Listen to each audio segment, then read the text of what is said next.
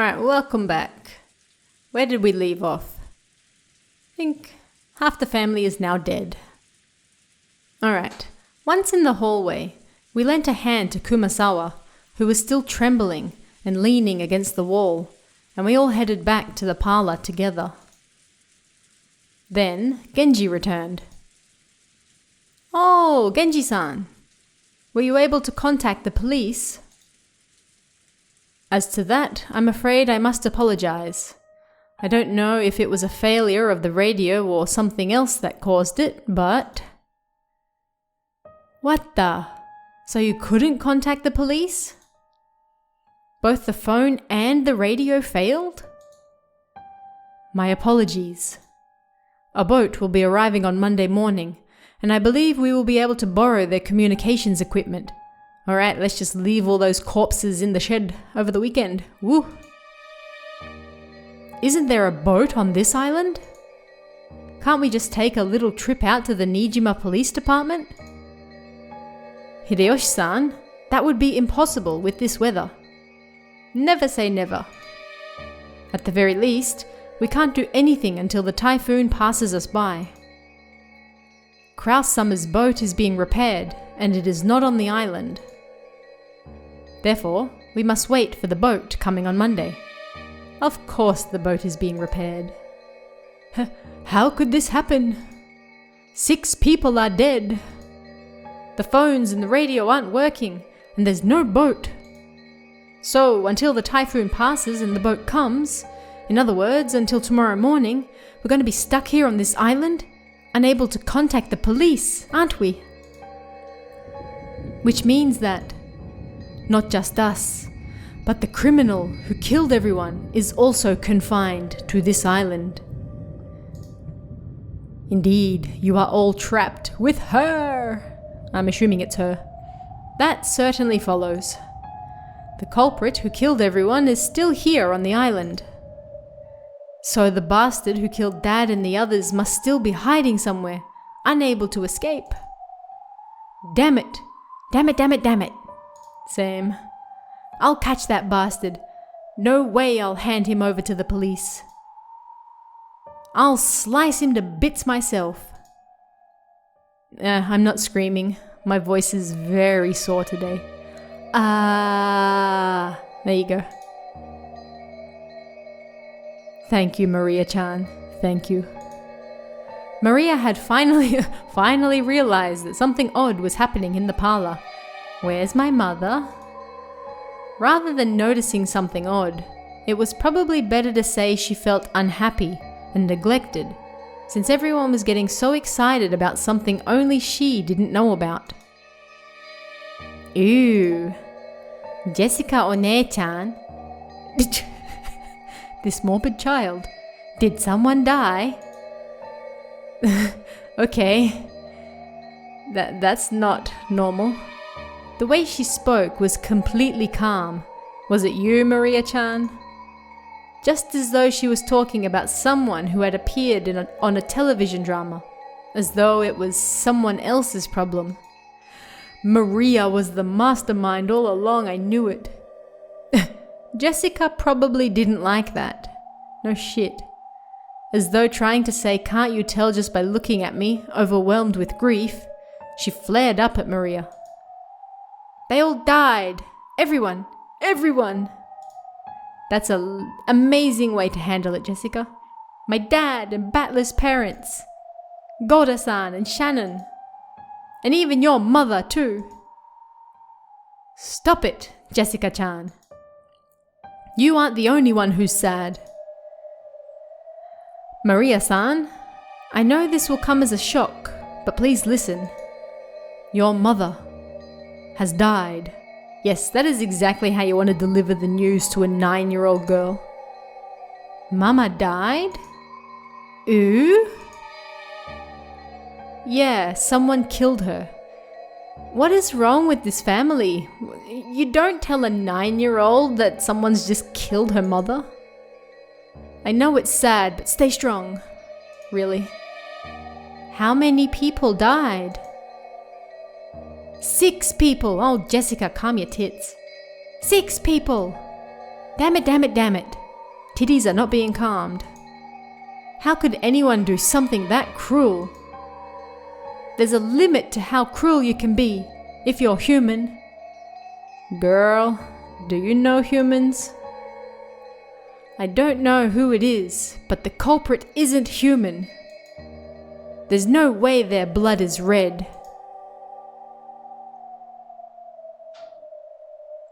Ew, indeed. The culprit isn't human.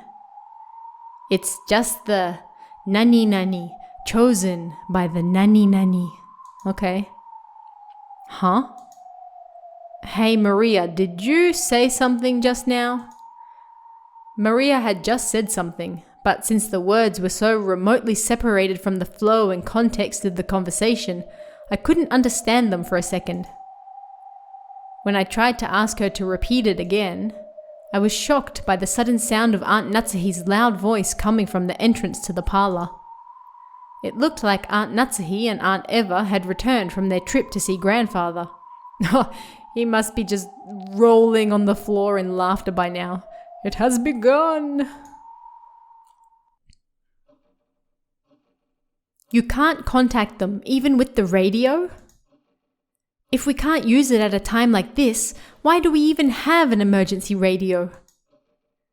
My apologies. Take a shot every time Genji apologizes. It was supposed to have a maintenance inspection every year.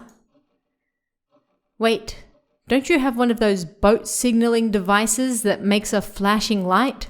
What? Couldn't you use that to contact the next island? We do not have such equipment.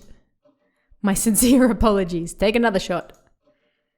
Just then, Kumasawa is looking very happy considering half the family just died. Pushing a serving cart loaded with breakfast. Hey, even more breakfast for everyone now. Since there was no way we'd be able to eat in the dining hall, Hideyoshi had ordered her to take it into the parlour. Why are we eating breakfast here? Ah, Natsuhi-san. I'll tell you later. More importantly, Eva, how was father?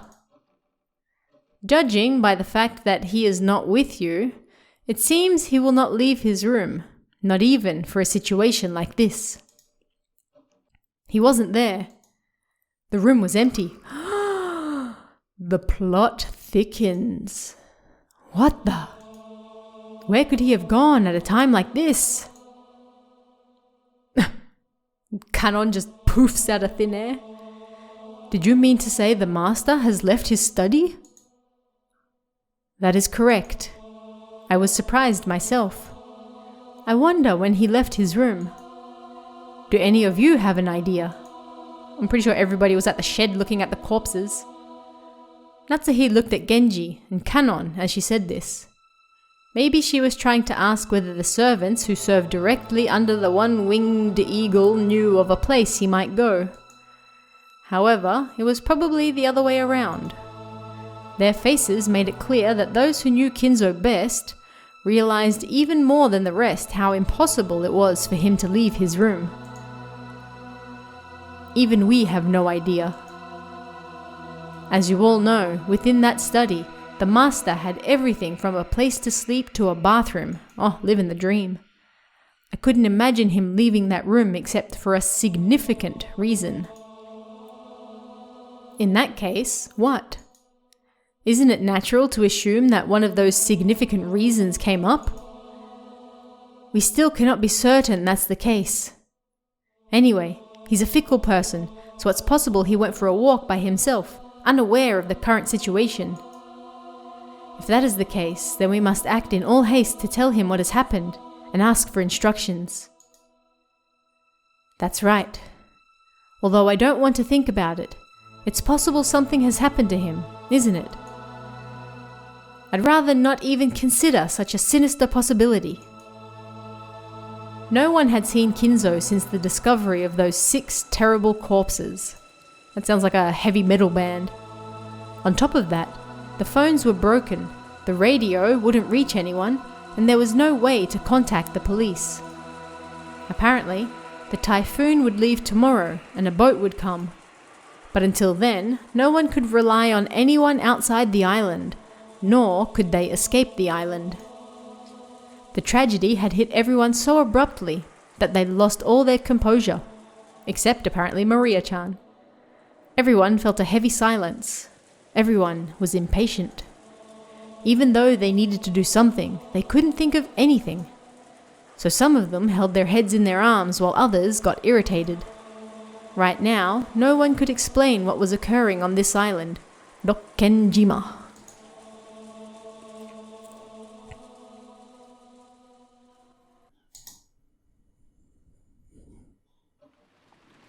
After that, we ate the breakfast Kumasawa-san had made, which felt dry and tasteless. How ungrateful. Of course, this was right after something like that had happened. No one felt particularly hungry. However, we understood logically that not eating would weaken our bodies. It would also be rude to Kumasawa-san, who had made the breakfast. Kumasawa-san had taken some unusual Western vegetables, ones that Goda-san had probably ordered for his ultra-elaborate meals, and cooked them in a Japanese style, which made them turn an unpleasant color. As to what Goda-san had been planning to cook with those ingredients, right then I couldn't even imagine it. If I did think about it, I'd be reminded of the way Goda-san died.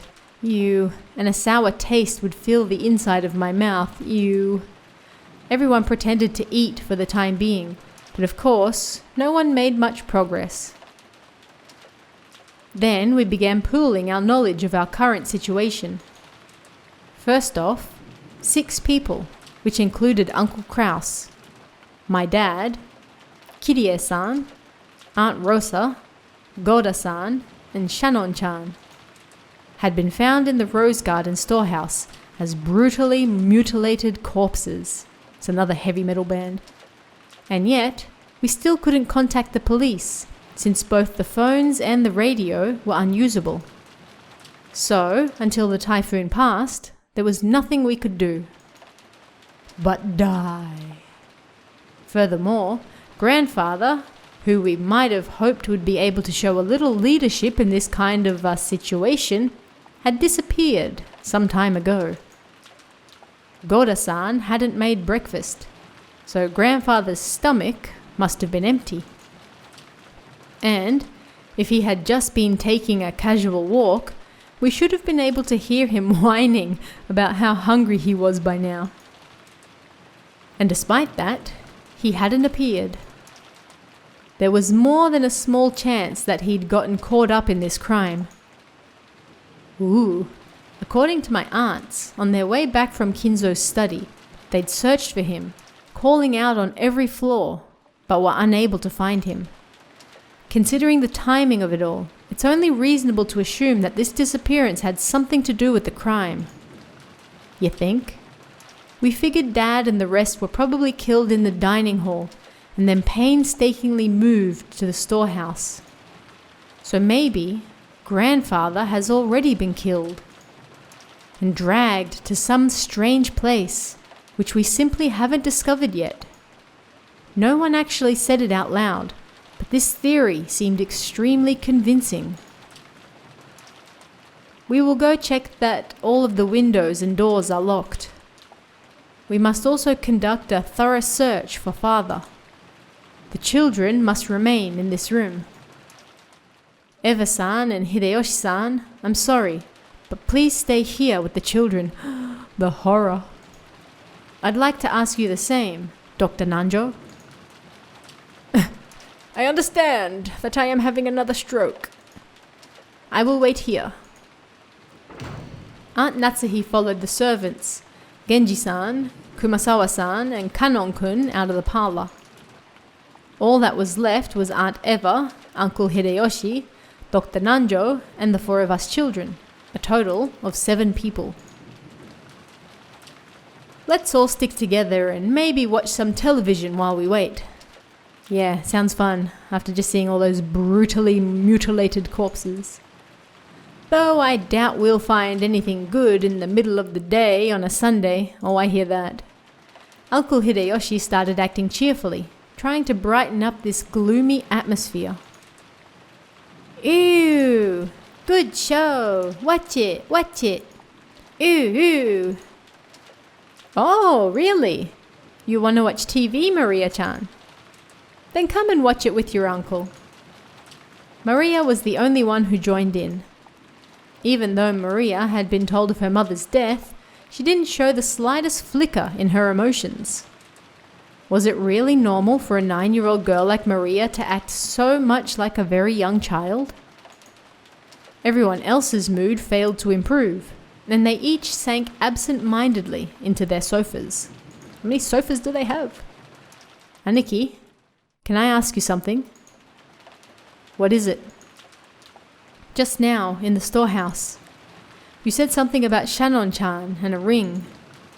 Did you give that to her? Really, Battler? Now is not the time.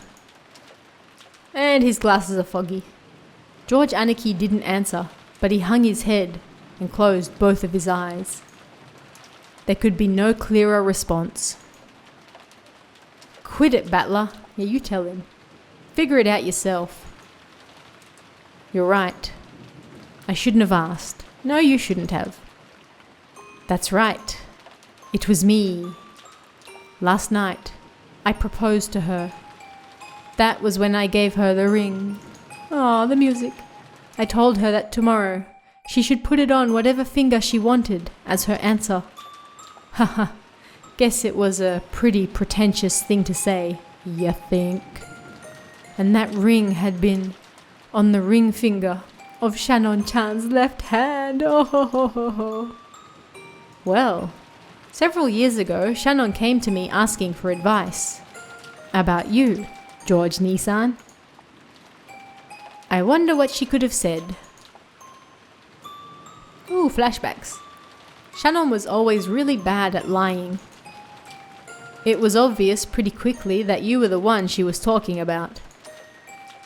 She asked whether it'd be okay for her to get close to someone, even though she was only a servant. She asked about what kinds of things boys like, what kind of clothes she should wear to make them happy. Lots of stuff like that.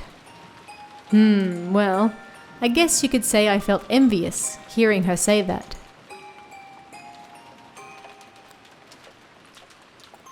So then she was given an engagement ring, and it all ended right there. Different people value things differently, but being proposed to by a man, well, it can be the high point of your life, really. So I'm sure. Last night, I'm sure Shannon was happy from the bottom of her heart, happier than she's ever been since the day of her birth. Same. George Aniki sighed deeply, without raising his head. Or maybe tears had risen to his eyes. No. It seems Shannon was on duty in the guest house last night. But because she was too embarrassed to go back to the guest house with me, she went over to the mansion. You're the reason she died, George. Think about how Shannon must have felt. When you receive an engagement ring, then no matter how much warning you've been given beforehand, it's perfectly normal to get so excited that your mind goes blank. She must have been incredibly embarrassed. That's exactly what he wants to hear. And then Shannon went to the mansion, even though she hadn't been assigned there, helped Goda-san with his work, and got caught up in this crime. If only I hadn't given her that ring on that day, in that place, Shannon wouldn't have, Sayo wouldn't have been caught up in that crime. Yeah, I'm not screaming that. Nya! Aniki, that's the one place where you're wrong. It's definitely wrong. So don't cry anymore. That's the only scream you're getting from this sore throat today.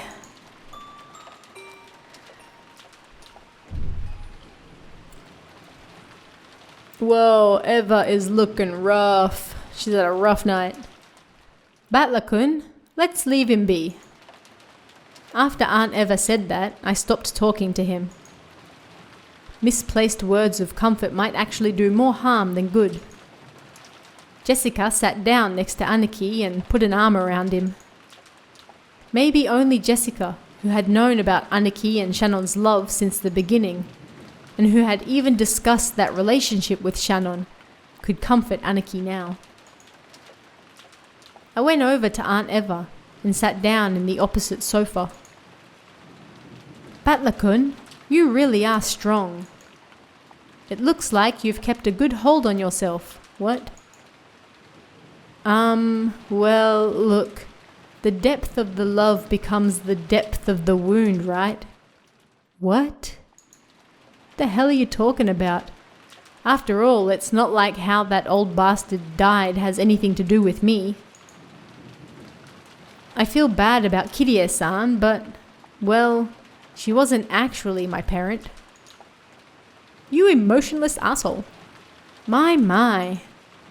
If that's so, you certainly were crying a lot back then. Well, I did think at least that much crying was due as gratitude to the parent who raised me. Heh. The speed of that changeover and that dry tone must have come from Rudolph. That kid would always get violently happy, sad, and angry. But he'd always regain his cool immediately afterwards.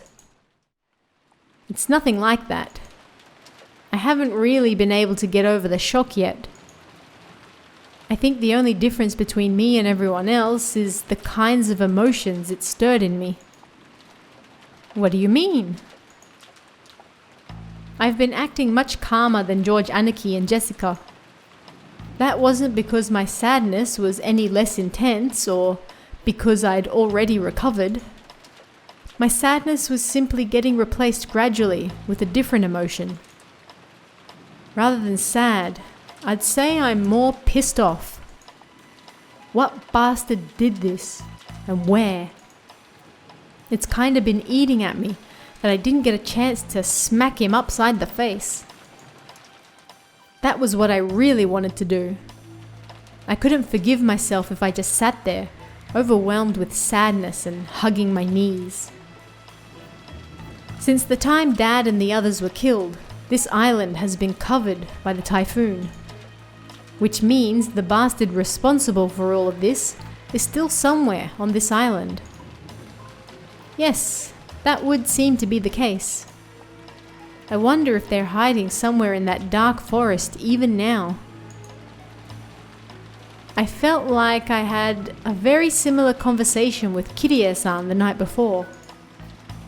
That's right. After the letter from the person claiming to be Beatrice appeared at the dinner table last night, we talked about whether or not a 19th person actually exists. Aunt Eva, do you think this murder has anything to do with the letter from Beatrice last night? Ah, that one. Well, I wonder. All of the siblings agreed that the mysterious letter was sent to further complicate the problem of father's inheritance. Well, it's certainly been uncomplicated now, hasn't it? As to whether that and the case this morning are related, it's impossible to tell at this stage. Was that letter really given to Maria by some witch called Beatrice? Eva is just so over all of this shit. Look at her face. How could it be? All of it was a farce devised by father, wasn't it?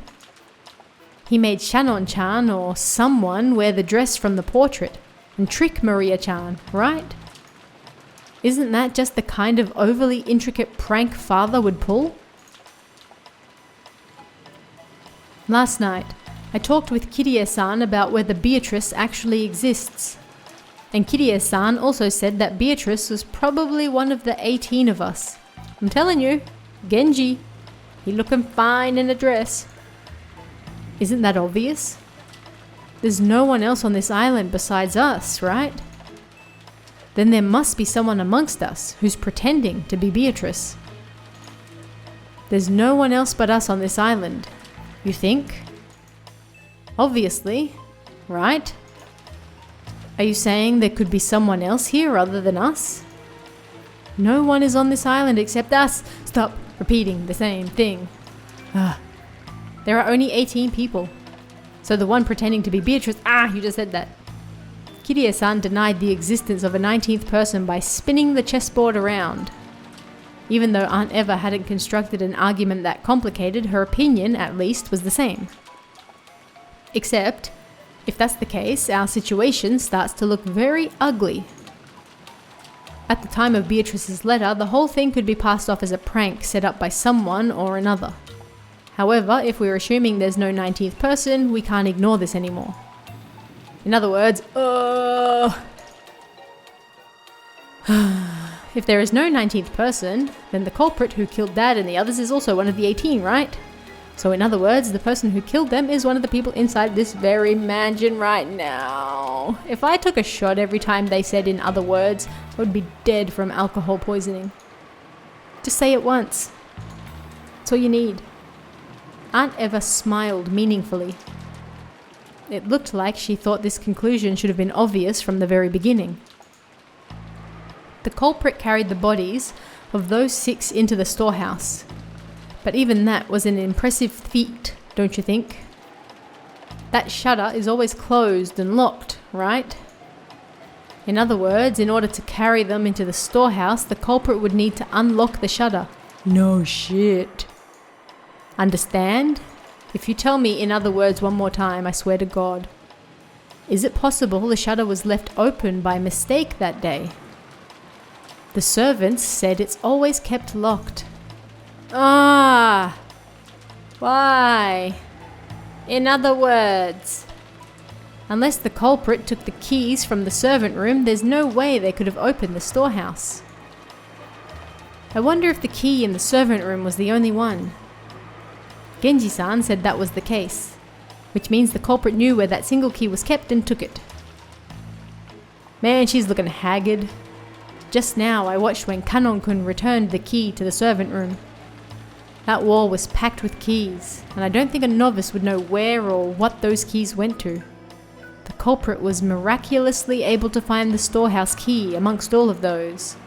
Furthermore, even though the key didn't have a tag or anything sticking to it, they knew it was the key to the storehouse behind the rose garden. And that means they also knew where the storehouse was. I'll say it even clearer. You've already said it. You've said it 10 times. The culprit knew the inside of the servant room well. Her argument was extremely plain and clear, and stated 10 times over. If the bodies had been found thrown somewhere in the bushes of the rose garden, there wouldn't have been much to go on. However, if there was only one key to the storehouse in the servant room, and it was stored with such a large group of keys, a novice would not be able to tell them apart. Thank you for stating everything that just already got stated 10 times. Oh my god. This meant the culprit was someone who went into the servant room a lot and was familiar with the location of the keys. The family members didn't normally go into the servant room, which means that one of the servants is the culprit, Genji-san, in the dress. I'm sorry, but even I can't tell you any more than that. However, I'll tell you one thing. What's that? Ooh. It's reasonable to think that the culprits, are multiple in number and fairly well armed. Ooh. They'd have to be, wouldn't they? They had to assault the 4 in the dining hall and kill them, drag a total of 6 bodies all the way to the storehouse beyond the rose garden, and arrange for that disgusting makeup and the graffiti on the shutter. There's no way that a single culprit could carry all of that out on their own, right? It made sense. It probably would have been possible for a single person with enough time, but it would take so incredibly long. It was probably safe to assume that a significant number of people were involved. All the servants. Even the dead ones. Taking a hit for the team. Phew. So what you're saying is that maybe all of the servants were in cahoots. Indeed. Please keep it quiet, okay? It wouldn't be right to voice mere speculation like this.